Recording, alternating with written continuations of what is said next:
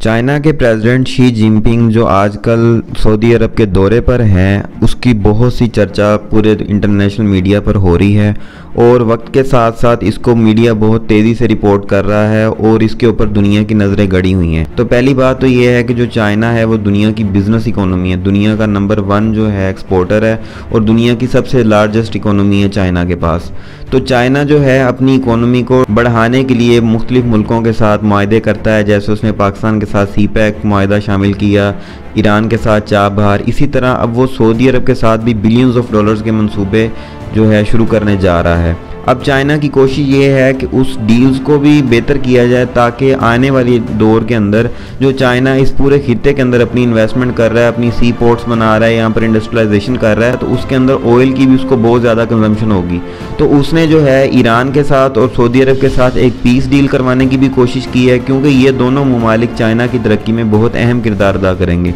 क्योंकि चाइना जो है सेंट्रल एशिया हो गया या मिडल ईस्ट हो गया, इस तमाम में उसकी कोशिश ये है कि कॉस्ट ऑफ बिजनेस को कम किया जाए। इसको कम करने के लिए उसको जहाँ से सस्ता तेल मिलेगा उसको उतना ही फ़ायदा है। जैसे पाकिस्तान में अगर कोई इंडस्ट्री लगाता है तो उसको जो ईरान से वो तेल लेगा उसको में फ़ायदा है, क्योंकि उसकी ट्रांसपोर्टेशन बचेगी। इसी तरह से जो Saudi Arab, middle east, UAE,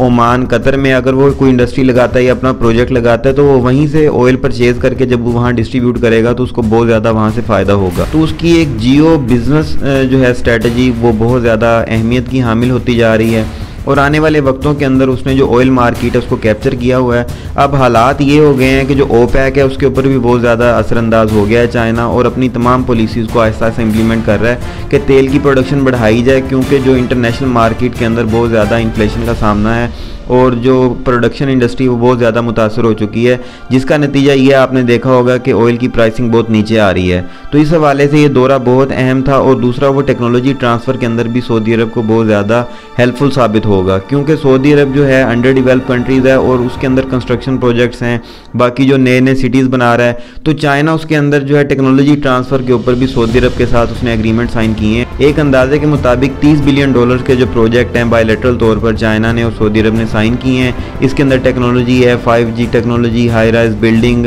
newly construction project और इस तरह की तमाम चीज़ें हैं जो चाइना अपनी एनर्जी ट्रांसफ़र करेगा, टेक्नोलॉजी ट्रांसफ़र करेगा सऊदी अरब को और बहुत ज़्यादा सऊदी अरब की इकोनॉमी को बूस्ट मिलेगा। तो ये तो एक परसेप्शन बन चुका है दुनिया के अंदर कि जो चाइना के कैम्प में रहेगा वो इंडस्ट्री के अंदर इकोनॉमिकली ग्रो करेगा और जो यूएसए के कैम्प में रहेगा उसमें यही जंगें लड़ना और नेटो शेटो इस तरह की तमाम चीज़ें हैं उसको हिस्से में वही मिलेंगी। तो इसी वजह से जो दुनिया का टिल्ट है वो चाइना की तरफ और रशिया की तरफ बढ़ रहा है। तो हम उम्मीद यही करते हैं कि पाकिस्तान के साथ भी कुछ इस तरह के मामला चाइना तय करे आने वाले वक्तों में अंदर, ताकि पाकिस्तान की इकोनॉमी को भी फ़ायदा मिले।